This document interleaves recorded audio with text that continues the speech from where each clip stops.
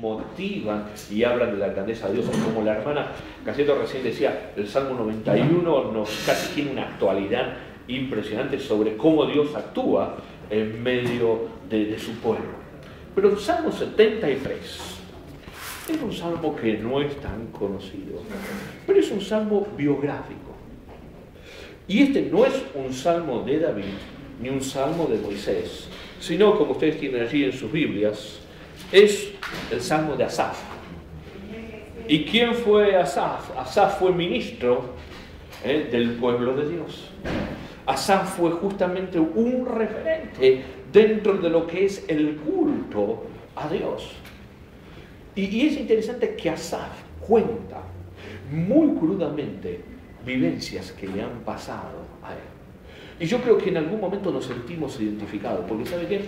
Hay situaciones que somos responsables de nuestros actos. Uno dice, bueno, sufro las consecuencias de mis propios actos. Como hoy hablamos, la sociedad sufre justamente los actos que ha sembrado a lo largo de los años.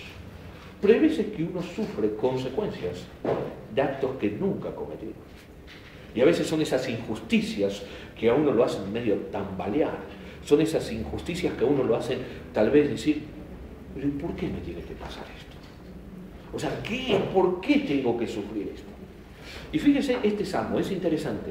Salmo 73 dice, ciertamente es bueno Dios para con Israel, o sea, con su pueblo, para con los limpios de corazón. Y hasta acá es una declaración diciendo, Dios es bueno, y especialmente con aquellos que son sus hijos. Pero fíjese lo que dice el versículo 2.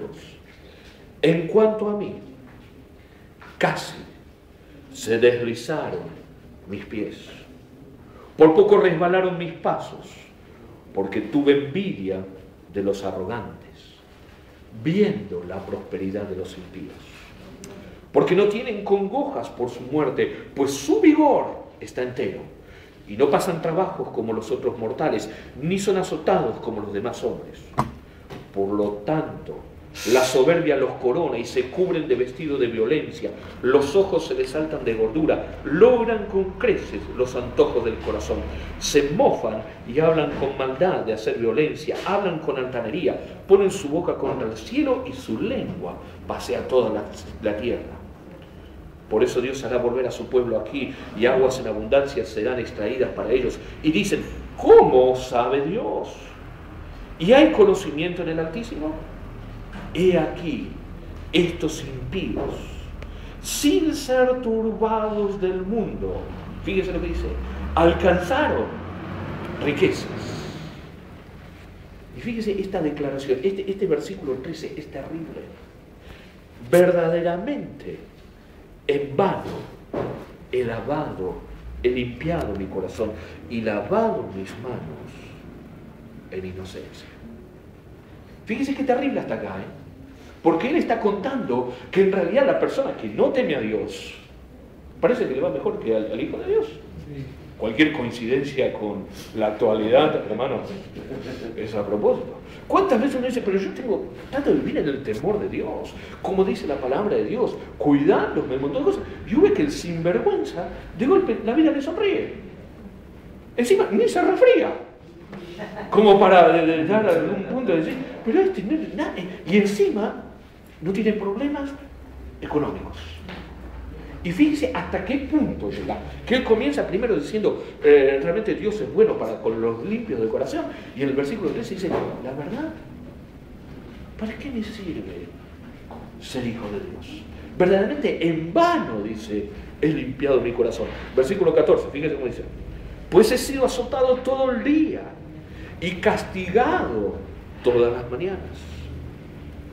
Si dijera yo, hablaré como ellos, he aquí a la generación de tus hijos engañaría. Cuando pensé para saber esto, fue duro trabajo para mí. Fíjese que él llega a replantearse en algún momento cruzar de bando. Sí. Es como que dice, esto no tiene sentido, la cosa me va peor.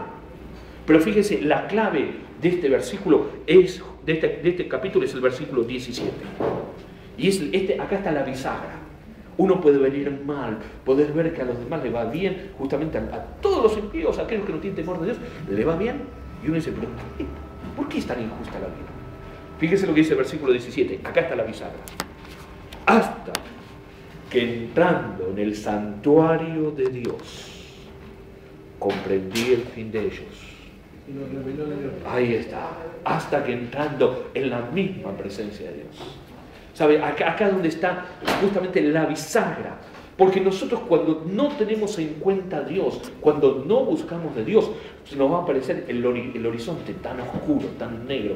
A todos uno dice, pero en realidad yo soy el único que está contra mí.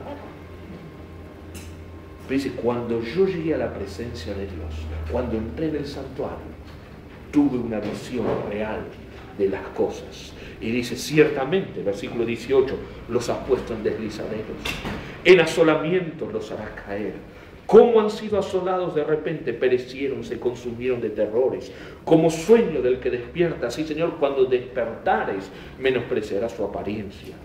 Se llenó de amargura mi alma y mi corazón sentía punzadas. Tan torpe era yo que no entendía. Era como una bestia delante de ti. Con todo, yo siempre estuve contigo. Me tomaste de la mano derecha y me has guiado según tu consejo. Y después me recibirás en gloria. ¿A quién tengo yo en los cielos sino a ti? Y fuera de ti nada deseo en la tierra. Mi carne y mi corazón desfallecen, mas la roca de mi corazón y mi porción es Dios para siempre. Porque he aquí los que se alejan de ti perecerán, y tú destruirás a todo aquel que de ti se aparta. Pero en cuanto a mí, el acercarme a Dios es el bien. He puesto a Jehová el Señor mi esperanza para contar todas sus obras. Fíjese qué salmo biográfico, qué salmo donde realmente es muy crudo la realidad que le está contando, donde el salmista en algún momento dice, ¿vale la pena seguir siendo hijo de Dios? ¿Vale la pena vivir en el temor de Dios? La bisagra fue y seguirá siendo la presencia de Dios. Es donde justamente el ciego empieza a ver. Fíjense que llega y dice, yo era torpe, actuaba como una bestia, pero cuando comprendí cuál era la realidad, fíjense lo que comienza a decir, para mí el bien es estar con el Señor. Hermanos, en realidad injusticias las han estado en la tierra, siguen estando hoy día y lamentablemente van a seguir estando. El asunto es no perder de vista la presencia, ¿dónde está Dios? Porque donde Dios está, realmente el pueblo de Dios va a tener una visión clara, perfecta, de cuál es el propósito de Dios para cada uno. Para que realmente la elección nuestra sea como el salmista. En cuanto a mí, el acercarme a Dios sea el bien. Que en este tiempo de crisis, que en este tiempo de plagas, que en este tiempo de gripes extrañas, el bien sea justamente el acercarnos a Dios diariamente, constantemente, y eso es lo que va a ser la bisagra de la visión que podamos llegar a tener cada uno de nosotros. Tenemos una palabra de oración y seguimos. Padre, te bendecimos, te damos